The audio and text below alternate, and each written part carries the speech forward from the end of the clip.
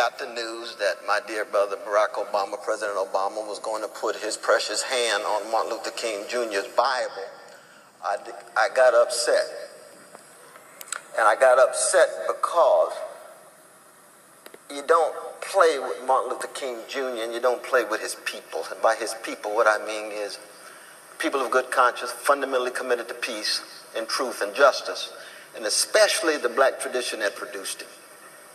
All the blood, sweat, and tears that went into producing a Martin Luther King Jr. generated a brother of such high decency and dignity that you don't use his prophetic fire as just a moment in a presidential pageantry without understanding the challenge that he presents to all of those in power, no matter what color they are.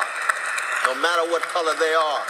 So the righteous indignation of a Martin Luther King Jr. becomes a moment in political calculation. And that makes my blood boil. Why? Because Martin Luther King Jr., he died owing to 3 crimes against humanity he was wrestling with.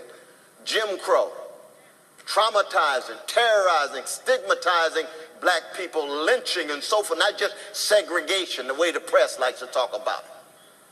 Second, carpet bombing in Vietnam, killing innocent people, especially innocent children. Those were war crimes Martin Luther King Jr. was willing to die for. And thirdly was poverty of all colors. He said it's a crime against humanity for the richest nation in the history of the world to have so many of its precious children of all colors and living in poverty, and especially on the chocolate side of the nations, and on Indian reservations, and brown barrios, and yellow slices, and black ghettos then. We call them hoods now, but ghettos then.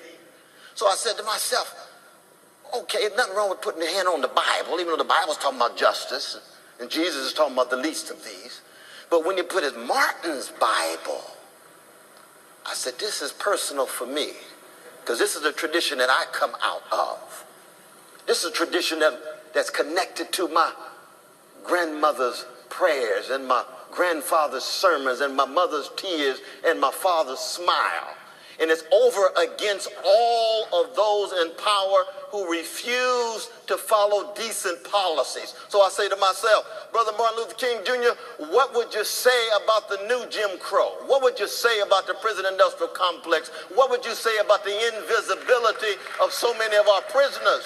So many of our incarcerated, especially when 62% of them are there for soft drugs, but not one executive of a Wall Street bank gone to jail. Not one. Martin doesn't like that. Not one wiretapper. Not one torture under the Bush administration at all. Then what'd you say about the drones being dropped on our precious brothers and sisters in Pakistan and Somalia and Yemen? Those are war crimes, just like war crimes in Vietnam. Martin Luther King Jr., what would you say? My voice hollers out, then don't tame it. With your hand on his Bible, allow his prophetic voice to be heard. Martin, what would you say about the poverty in America now, beginning with the children and then the elderly, then our working folk and all colors, not just here, around the world? Don't hide and conceal his challenge. Don't tame his prophetic fire. So as much as I'm glad that Barack Obama won, I think that Brother Mitt Romney would have been a catastrophe, and I understand Brother Newt told the truth of him about vampire capitalism, but that's true for the system as a whole, not just Mitt Romney in that regard.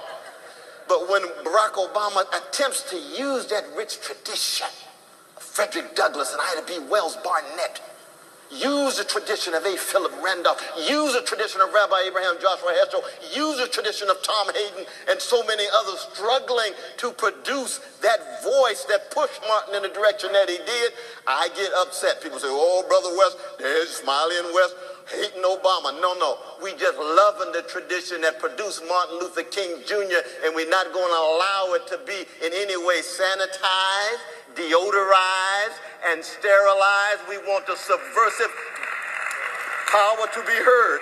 That's what made me think when he said he's going to put his hand on that Bible.